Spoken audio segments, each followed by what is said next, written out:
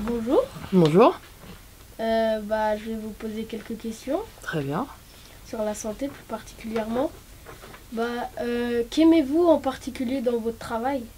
Qu'est-ce que j'aime en particulier dans mon travail? Le but du travail que je fais, c'est-à-dire d'aider des populations, des gens, des individus, des États à contrer, si tu veux, des maladies épidémiques comme la grippe, le choléra ou autre. Donc le but, c'est d'aider les gens à aller mieux. Voilà. D'accord. En quoi êtes-vous spécialisé? Alors, moi, je suis spécialisée sur le thème de la santé en maladies infectieuses. Alors, qu'est-ce que c'est qu'une maladie infectieuse? C'est toutes les maladies qui sont dues à des microbes, genre des virus, des bactéries, ce genre de choses. Et donc moi, je travaille sur ces maladies-là, uniquement sur ces maladies-là. Donc, le cancer, tout ça, je fais pas. Plus particulièrement en sciences humaines. Et donc, c'est un petit peu bizarre parce que souvent, on me dit « Ah, t'es médecin ?» Non, je suis pas médecin. Mais moi, mon but, c'est d'aider les populations à comprendre comment se protéger, par exemple, contre ces maladies-là. C'est une partie de mon travail. Voilà. D'accord. Comment se déroule une mission à l'ONU? Alors, j'imagine que tu fais référence à une mission dans un pays, par exemple. Oui. Ok, très bien. Alors, par exemple, moi, je suis partie pour Ebola. Je sais pas si tu as entendu parler de cette maladie. Oui. Oui. Donc En Afrique. En Afrique, ouais, dans 3 pays, donc en Guinée, en Sierra Leone et au Libéria principalement. Moi, je suis partie en Guinée et en Sierra Leone. Donc par exemple, je vais te raconter ma première mission en Sierra Leone. Donc comment j'ai su que j'allais y partir? J'étais dans le train, je revenais de Paris, puis j'ai reçu un email de ma directrice, de ma chef, qui m'a dit « Anaïs, je veux que dans une semaine, tu sois à Freetown. » Voilà. Exactement, j'ai eu la même réaction. Donc, qu'est-ce que j'ai fait?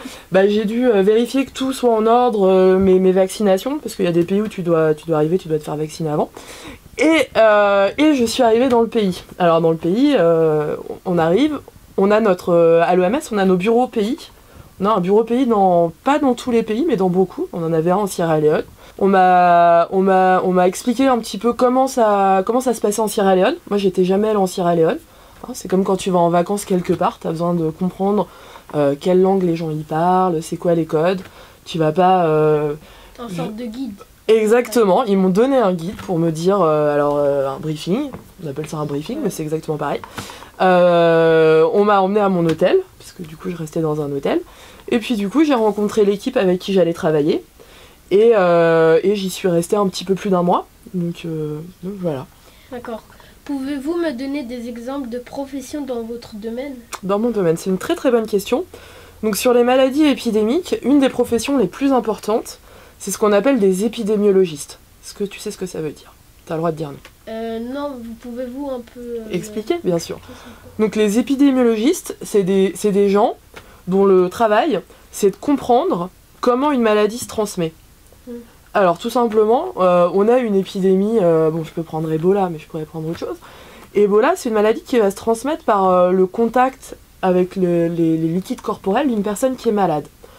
Donc par exemple, si la personne dans une famille va être malade, par exemple, la fille de cette personne va pouvoir avoir nettoyé, j'en sais rien si la personne a vomi, c'est pas très sexy, d'accord?